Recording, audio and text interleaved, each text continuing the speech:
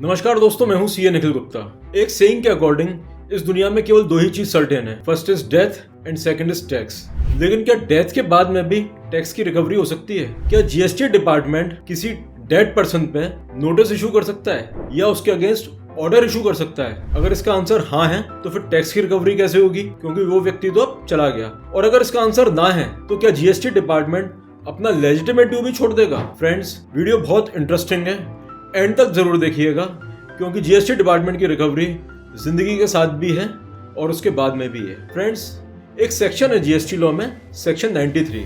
वो कहता है कि यदि कोई व्यक्ति जिससे कि जीएसटी डिपार्टमेंट को टैक्स या इंटरेस्ट या पेनल्टी रिकवर करनी है और उसकी मृत्यु हो जाती है, तो उस अमाउंट को पे करने का जो लायबिलिटी है वो उसके लीगल रिप्रेजेंटेटिव पे आ जाती है। इसमें दो सिनेरियो हो सकते हैं। फर्स्ट सिनेरियो, अगर वो लीगल रिप्रेजेंटेटिव या जो उत्तराधिकारी है वो डेड पर्सन के बिजनेस को कंटिन्यू करता है, और दूसरा सिनेरियो, यदि वो लीगल रिप्रेजेंटेटिव या उत्तराधिकारी उस डेड पर्सन के बिजनेस को कंटिन्यू नहीं करता है। इसको एक एग्जांपल से समझने की कोशिश करते हैं। सपोज करिए मिस्टर ए हैं, उन्होंने अपने लाइफ टाइम में 50 लाख का एस्टेट बनाया, 50 लाख की संपत्ति बनाई और उसके बाद उनकी मृत्यु हो गई। वो संपत्ति उनके लीगल रिप्रेजेंटेटिव्स या उत्तराधिकारियों को एज इनहेरिटेंस मिली, विरासत में मिली। लेकिन साथ में मिस्टर ए पे जीएसटी डिपार्टमेंट की एक 75 लाख की रिकवरी और थी। Now coming to first scenario, अगर उनके लीगल रिप्रेजेंटेटिव मिस्टर ए के जो बिजनेस वो कर रहे थे अपने लाइफ टाइम में उसको कंटिन्यू करते हैं, in this case my friends, जो लीगल रिप्रेजेंटेटिव हैं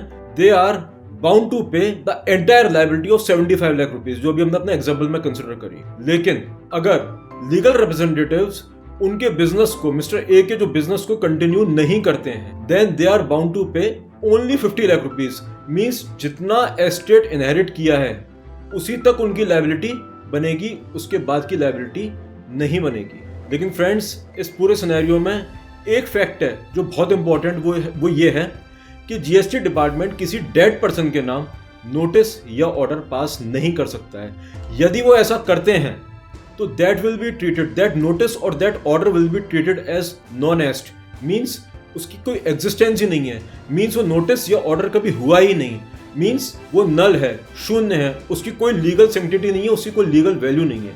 इसलिए यदि जीएसटी डिपार्टमेंट को अगर कोई नोटिस या ऑर्डर सर्व करना है तो that has to be done on the legal representatives, और डेड पर्सन के नाम कोई भी कार्रवाई नहीं हो सकती। सो फ्रेंड्स, आई होप कि आपको ये वीडियो अच्छा लगा होगा, और अगर जीएसटी में कोई भी क्वेरी है, कोई भी इशू है, then please feel free to write to us. We'll be very happy to revert to you. Thank you.